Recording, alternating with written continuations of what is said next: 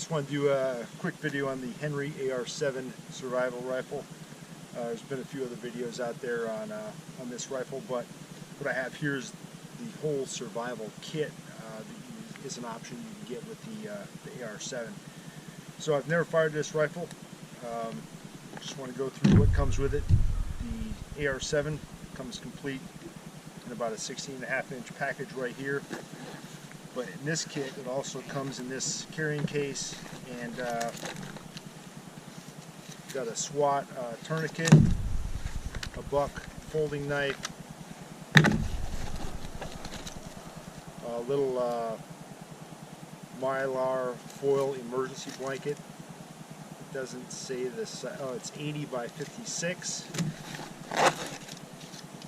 Some food, rations. 1,000 calories of emergency rations. The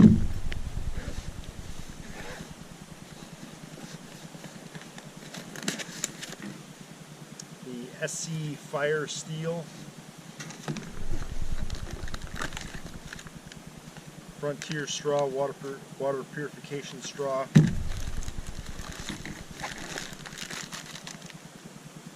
And 100 feet of paracord. And a manual on how to work your gun. Alright, so first thing I notice is this is not a good system to carry your weapon. I mean, you're not going to go walking through the woods or anything like this. You need to have some kind of strap on this to where you can sling it over your shoulders so your hands free as you're moving. So this case right here, I'm going to get rid of that. I guess I could put a strap on here. There's a little attachment point, and then I could sling it over my shoulder. But instead, I'm going to just use an old Eagle Creek backpack. Fits in there just perfect. All right, so that's step number one. Like I said, I've never fired this, so the first thing we're going to do is check our accuracy. And obviously, another thing it doesn't come with that you must have is some ammunition. So I just got a 50-round box here of Remington military grade 22 long rifle, probably I don't know how many grains they are. So this back pops off. We've got a barrel, 16 inches, maybe 16 and a half. The receiver, and 2 magazines. I think these are 8-round magazines. I don't know why they don't put 3 magazines, because you can fit 2 in there, and then you can actually fit 1 in the receiver and store it that way. But they chose to put just 2. For putting this together, just put the receiver right there. Got a little screw knob right here.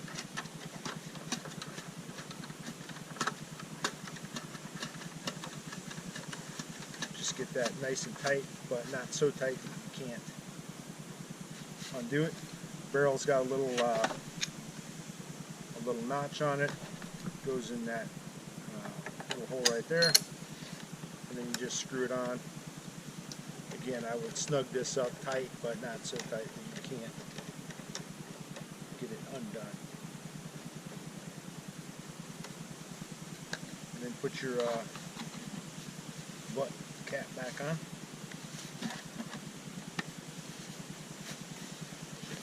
On there, right? Alright, charging handle, this little detent here pulls out, and you can charge it. What I didn't bring is any oil, but we'll see how it functions out of the box with no oil. Alright, so let me load this guy up, check the accuracy here. Magazines, they don't load the easiest. There's an extra little wire thing on there. I haven't seen that on magazines before. I guess it's just to help retain the cartridges in there. It's 3.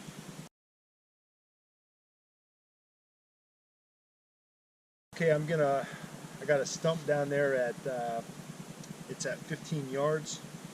So it's about a 3-inch diameter stump that's about 2 feet tall. I'm just going to aim for the top of that, maybe about 2 inches down from the top, center of that. So we'll see if I hit anything. I'm going to throw some ear protection on.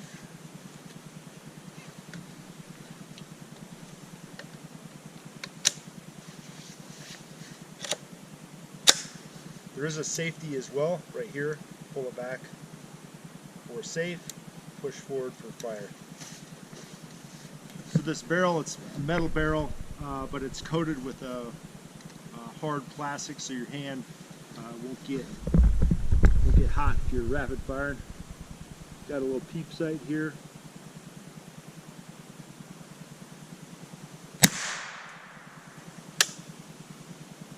Good positive audible reset on the trigger. The trigger is not too bad.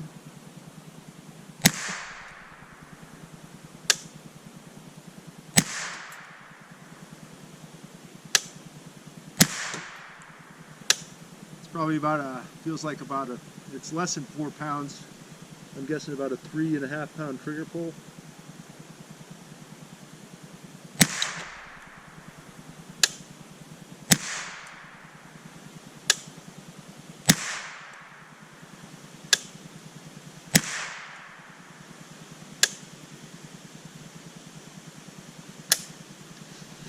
That's it. Magazine release. I'll put it back. It won't go on safe.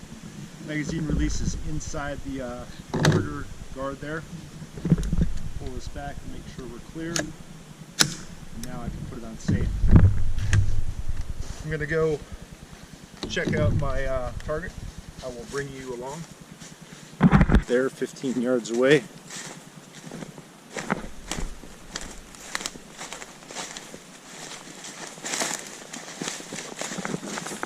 This actually isn't too bad. That's the spot I was aiming, and it looks like the majority of rounds are just, the elevation is good, but the windage we're off about, I mean, what is that, about less than an inch off at 15 yards. I can live with that. I can hit a rabbit or a squirrel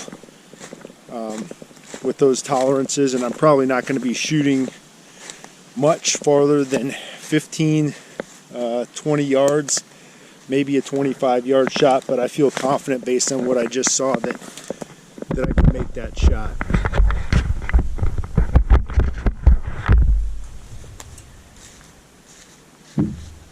Alright, so like I said, there's been several reviews on the gun itself, made by Henry Arms, which is located in Rice Lake, Wisconsin, which is about 24 miles that way from me. But you can't go down to the factory and buy them. They don't work that way. Don't ask me how I know. Okay, so not disappointed with the gun. Very functional, and it can fit into a backpack and carry it around in the back of your car or just in your backpack when you're hiking. This thing weighs 2.5 pounds, and you saw how small it fits in. It collapses down. So really good gun. The rest of the survival gear that comes with it, though, from what I see, I'm not super impressed. Obviously this is great. 100 feet of paracord, a million uses for that. As you know, you got the 7 smaller strands inside, a million and one uses for that. So that is a keeper. This rubber SWAT stretchy tourniquet thing, it's called a SWAT T. I just don't, I don't know. For a survival situation, when I'm out there, I'm in a place where I didn't plan to be with very limited gear. I want to have everything inside this backpack, or I guess inside a pouch like this, which I'm not gonna use this, but I want to have everything that I need to survive for, I don't know, several days, a week, until I can find my way out of that situation, or until rescue help. So what do we need? Food, water, shelter, right? This little straw right here, I'm not too impressed with. You know what though? I was worried that there was not any type of container to hold water. So if you just have a straw that's water purification, then it's only good if you can find a stream or a lake or whatever water source, and then you drink. But if you're continuing to walk, you don't have a way to carry water with you. But this bag, this little bag here, might be, it seems pretty heavy duty. So this might actually work to carry water. It doesn't say that on here, but just the design of it, it seems pretty robust. So I mean, I think you can carry, you know, that's probably 10 ounces right there. But for me, I'm not going to carry this with me. I'm gonna, if I'm building this survival kit, and again, you can't just grab the rifle off the shelf and go out in the woods survival situation, because minimum you're going to need some ammo. They don't ship the gun with ammo, right? So if you're going to throw in ammo, then I'm going to take the time and throw in a few other things that I want to carry. So I'm not going to carry that tourniquet. I'm probably not going to carry, honestly, I'm probably not going to carry this extra little block of food. I'm going to carry some other food source with me, you know, some power bars, some Snickers, something like this. But for the meantime, we'll keep it with us.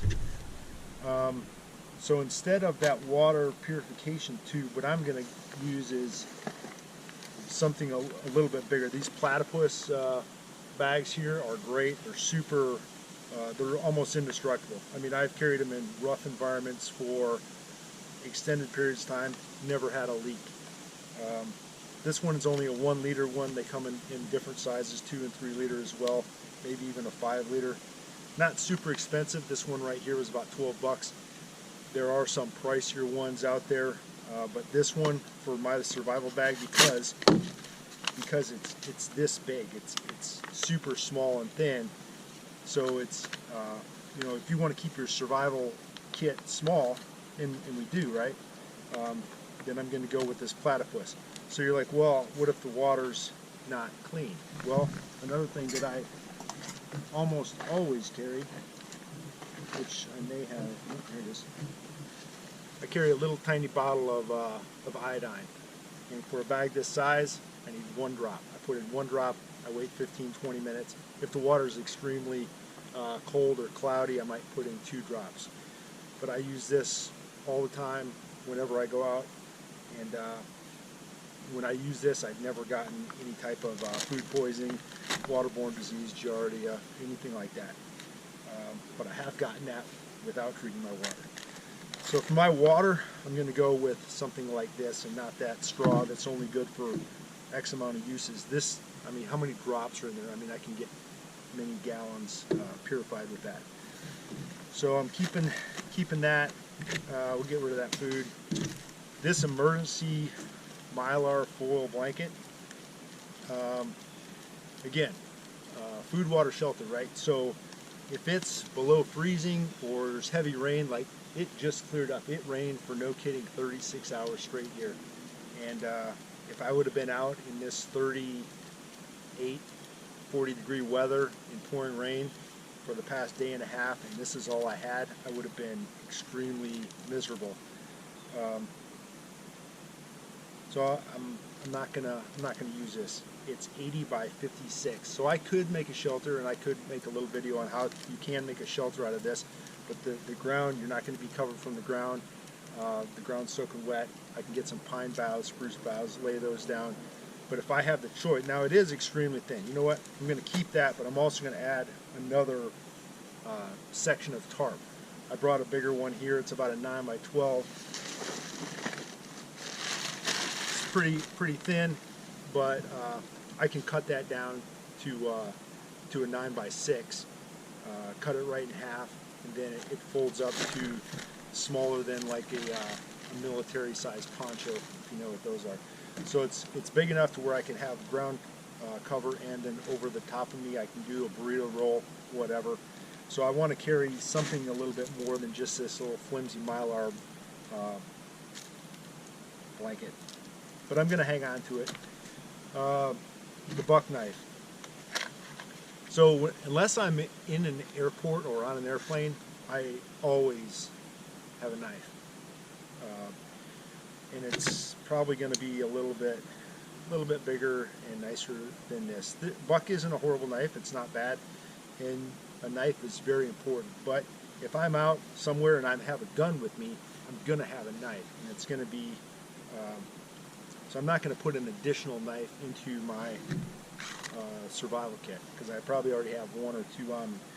What I am going to put in my survival kit is some type of multi-tool or Leatherman.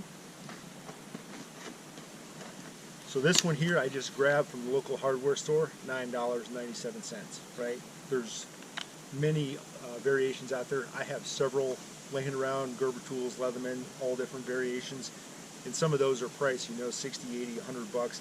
This one is under 10 bucks, and it has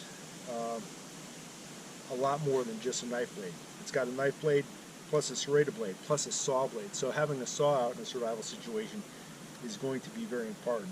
Can opener, screwdriver, and then pliers. So I'm going to go with a $10 multi-tool over the $20 or $25 buck knife every time if I have the choice. Comes with a little case here so I can throw that on my belt if I want to. So that's going to go in my survival kit instead of the buck knife. Okay, this has got to be my biggest complaint right here. So Henry Rifles, if you're watching, nothing against this company. They make some really good products and other good survival kits and stuff. But this guy, this particular one is just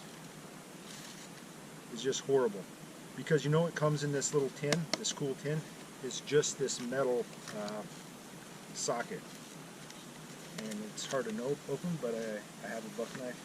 But again, like I said, I'm always going to be carrying at least one or two other knives of my own. So this guy here, let's see what we got.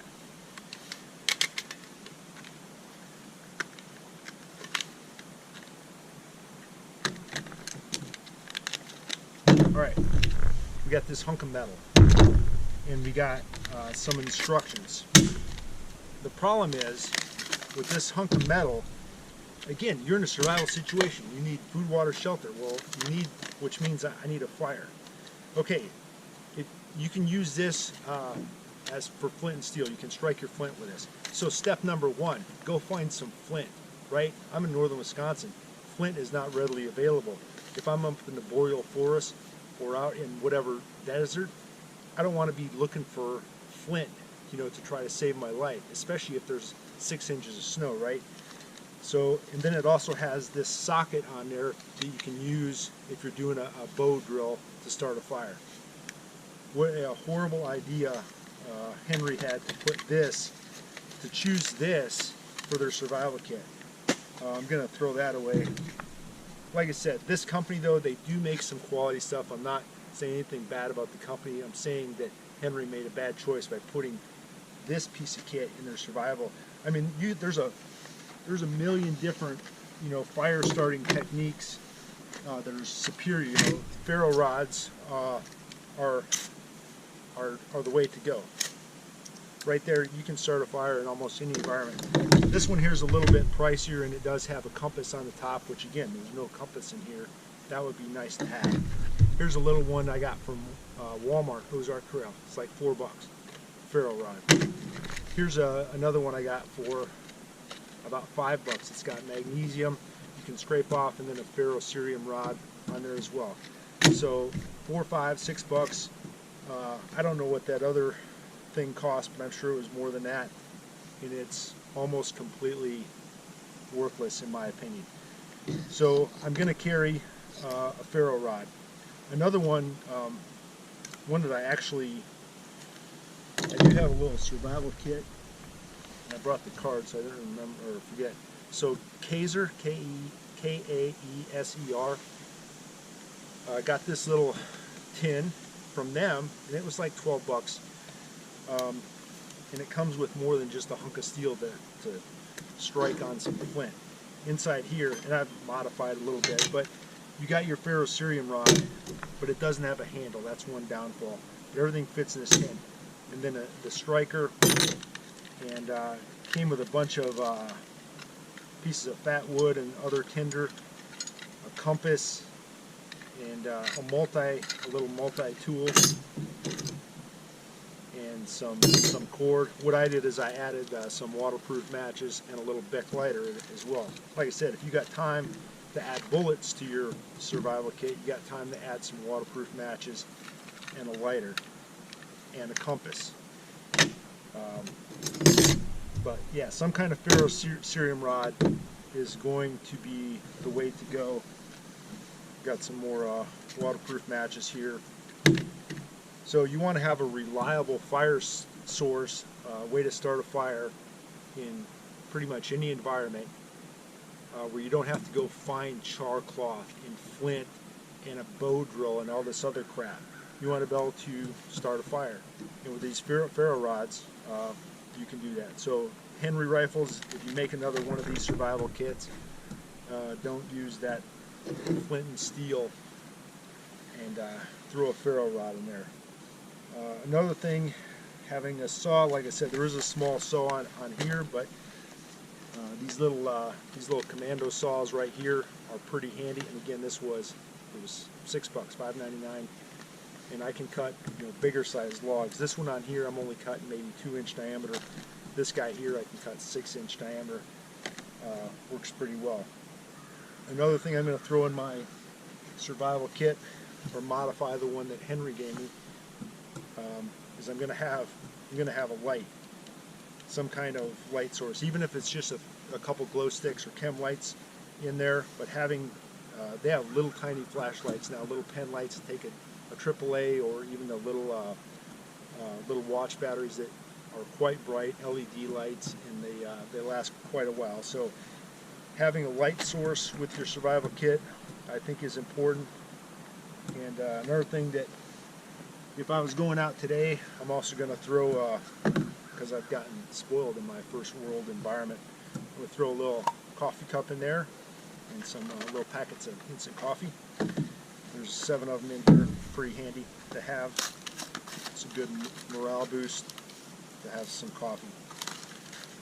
And with this guy here, I can boil water, I can cook food, I can do a lot with this little cup.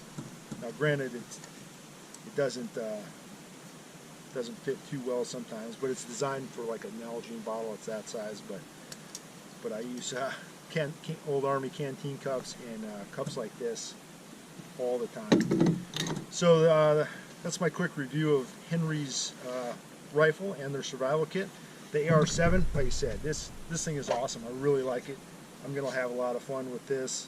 Then this was literally the first time I ever shot it. You just witnessed that. Designed in 1958, so that's about 65 years ago, by Eugene Stoner.